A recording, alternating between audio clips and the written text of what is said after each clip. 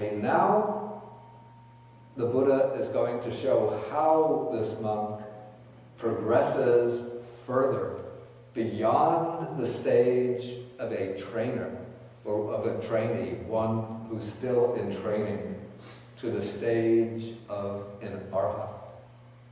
And the way the monk does this is by developing the samadhi to a particular deep level of concentration, and then using that samadhi as the basis for further development of wisdom. The particular approach to samadhi that's being taught in this sutta is the development of samadhi based on the 4 Brahma Viharas. These are the 4 divine abodes, or the 4 sublime states.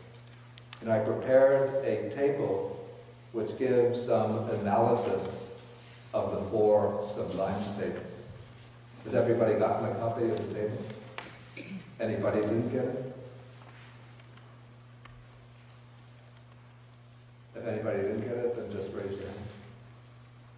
Okay, so everybody has it, so we can take a look at the 4 divine abodes. Okay, if each of these qualities has its own specific definition, its own specific meaning, it is also said to have what is called a near enemy and a far enemy. The near enemy is a quality which is similar, superficially it's similar to that of the divine abode. And for that reason, the near enemy is somewhat dangerous.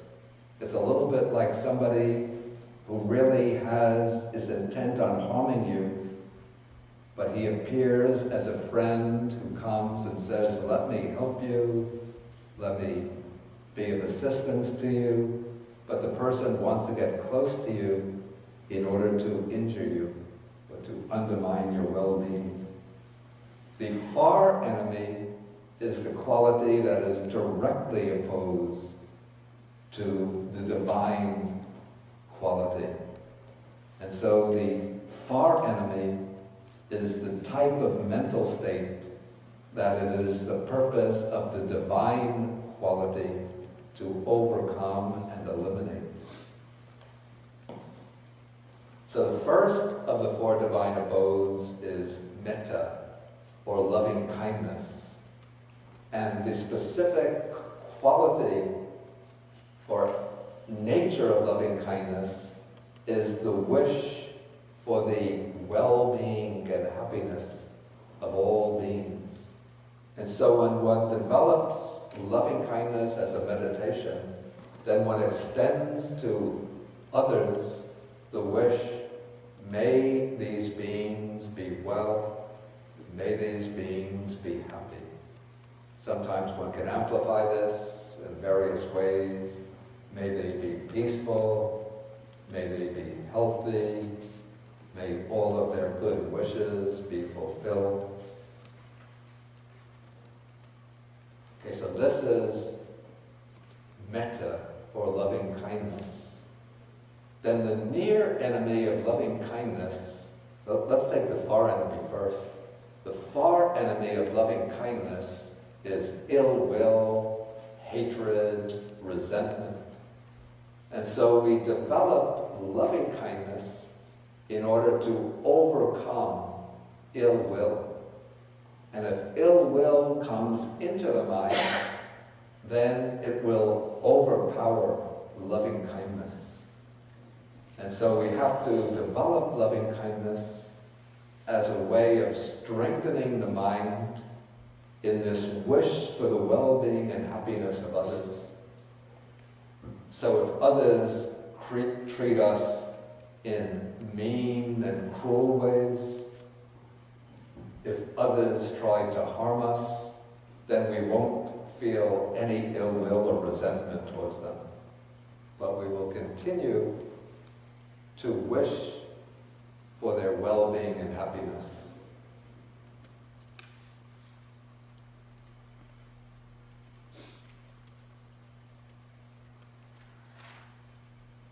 Okay, so ill will is the far enemy of loving kindness, but the near enemy is attachment. It's a kind of worldly love based on one's personal relationship to the other person. This doesn't mean that one shouldn't feel loving kindness towards other people who are close to you, or that you shouldn't have any personal affection for them. But when one is developing loving kindness, and then one thinks of a person who is a close friend or a close relative, then it's very easy for that feeling of worldly attachment to creep in the disguise of loving kindness. So you think you're developing loving kindness towards that person, but what is substituting for loving kindness is the natural, sort of deeply ingrained, instinctual feeling of personal affection and attachment based on your close relationship for that person. So it could be a husband towards his wife, the wife towards the husband, parents towards the child, a brother towards his brother, a sister towards sister, and so on. And so this is why in the normal sequence that's taught in texts like the Visuddhimagga, the normal sequence in developing loving kindness, we don't begin with a person who's very close to us, but first one begins with oneself, then one begins with a dear and respected person, like a teacher or benefactor or mentor. And then after one succeeds in developing loving kindness towards the benefactor, then one takes the close and dear person.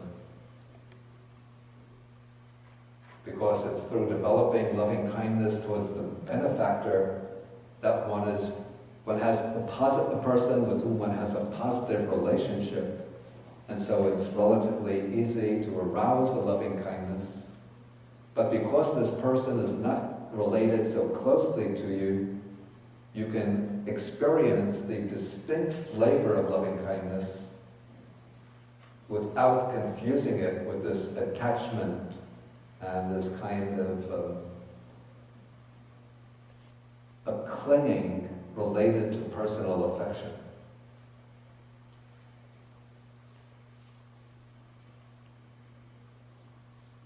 Okay, the second divine abode or divine quality is compassion.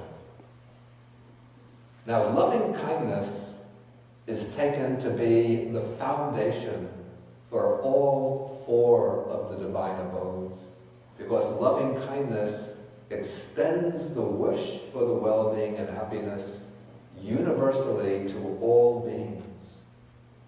But as one is extending loving kindness towards all beings, one will see that some of the beings one is extending the loving kindness towards are afflicted with suffering. So then after one develops the loving kindness to a certain degree of strength, strong enough to serve as a foundation, one can then focus in on those people, those beings who are undergoing suffering. And as one does so, when it feels the heart stirred, shaken, aroused, even broken by the suffering of others. And that quality, that trembling of the heart with other beings who are undergoing suffering, is what is meant by karuna, compassion. And so it is said that the specific meaning of compassion is empathy with the suffering of others, or maybe empathy with those who are undergoing suffering. Empathy, the word literally means feeling with, so that one feels with those who are undergoing suffering. But it doesn't mean that you yourself become miserable, upset, or afflicted. But it's actually accompanied by an inner rewarding feeling. It's a feeling that one enjoys because it involves the opening of the heart and the breaking down of the barriers of the heart. But the specific aspect that it's focusing on is the suffering of other beings. And so the tendency of compassion is to move one towards action intended to remove the suffering of others. So this is why the Visuddhimagga says that compassion promotes the aspect of removing suffering. The direct opposite of compassion, the far enemy, is cruelty, or the Pali word vihingsa or vihesa means that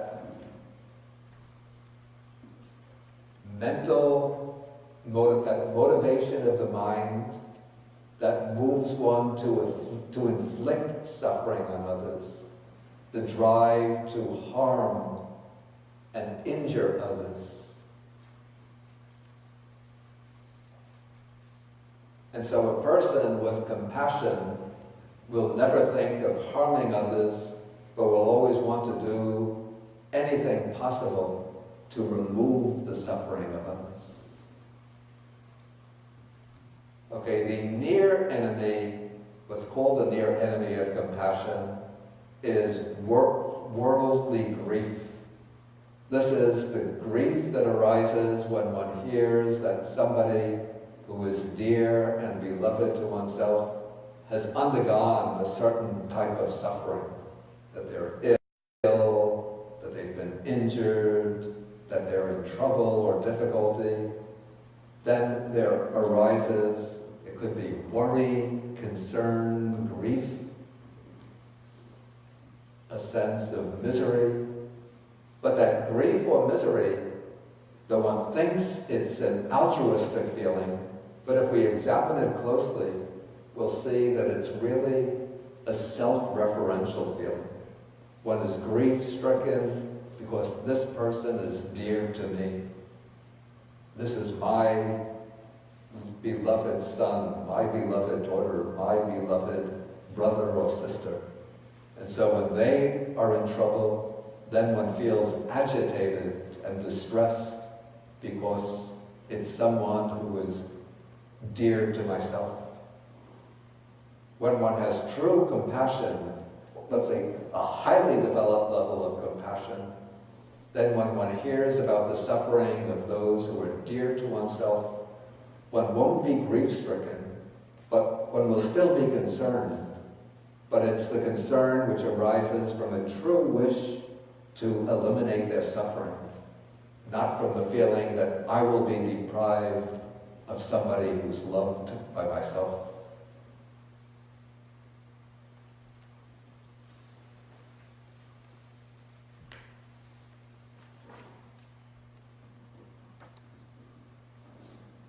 Okay, then the third divine quality, again it arises based on loving kindness, but this is the quality that arises when we learn about the good fortune, the success, or good qualities of others.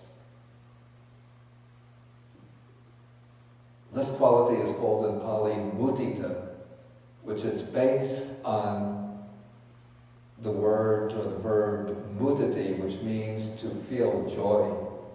So just taken by itself, mudita could be understood simply as joy.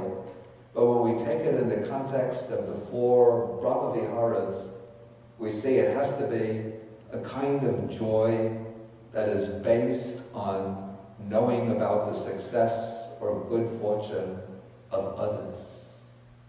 So when we see that others succeed, that others meet with good fortune, when we see that others have good qualities, worthy qualities, then instead of feeling envious and competitive and a sense of rivalry, then there arises joy and happiness in the heart. Joy and happiness for others who are blessed with the success and good fortune. And it's said in the commentaries that the opposite of mudita is aversion or discontent. So it seems to me that the real opposite of altruistic joy is envy.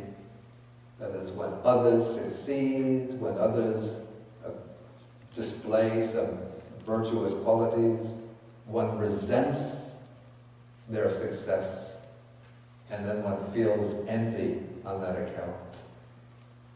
And then the near enemy is what is called worldly joy. And this is the joy that arises maybe because somebody who is close to you has achieved success.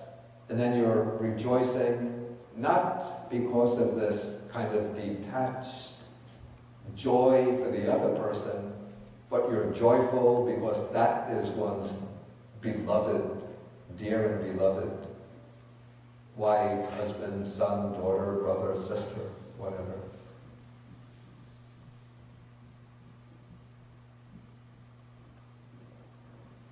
Okay, now compassion and altruistic joy move the mind in a certain way.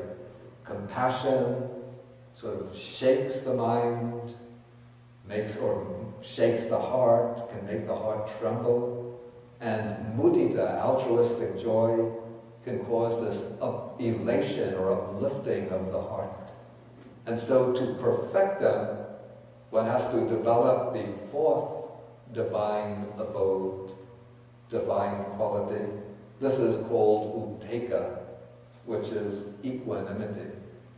Now, equanimity here doesn't mean that one gives up compassion and altruistic joy in order to become cold and indifferent, but rather it's the development of a mind of impartiality towards beings and the ability to sort of step back from one's involvement in the suffering and good fortune of others and to look upon them with a mind that cannot be shaken, so that one can still experience the compassion, still experience the altruistic joy.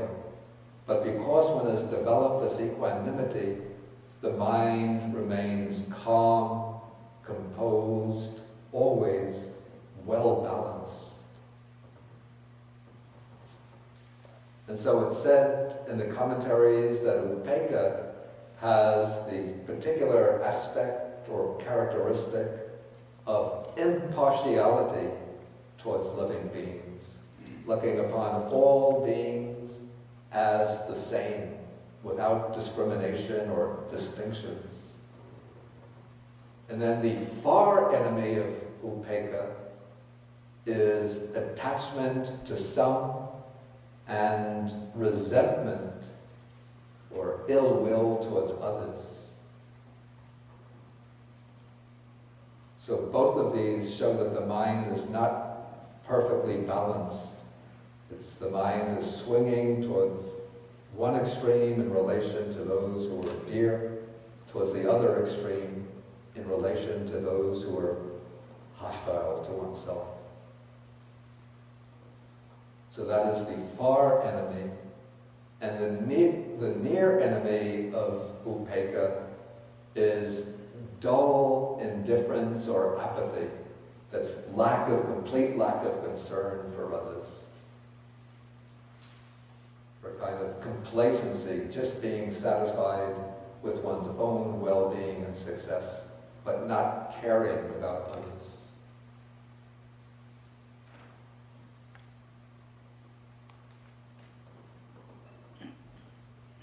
so these are the 4 divine abodes. If there's any questions about them, please feel welcome to ask.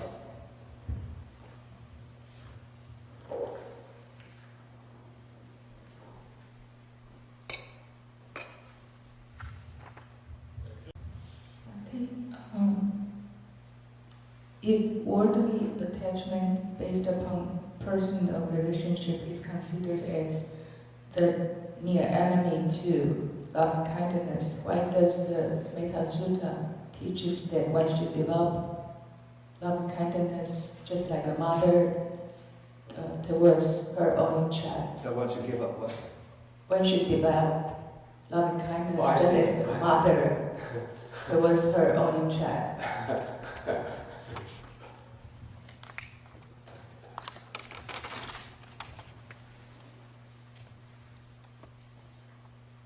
Start develops with the near enemy and then transform that near enemy to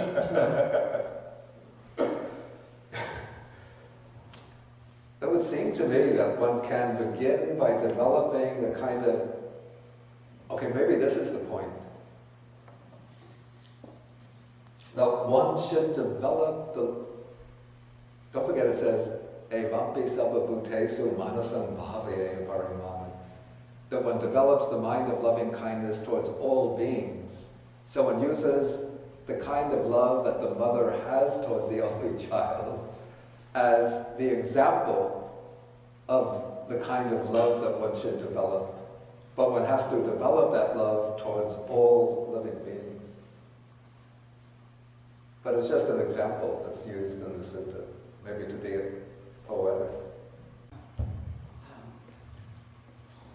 Can it be, speaking as I'm a mother with an only child, it seems as I get older and as I practice that at moments at least, the attachment that I feel for my daughter, my self-referential wish for her happiness in my terms, can give way to moments of metta.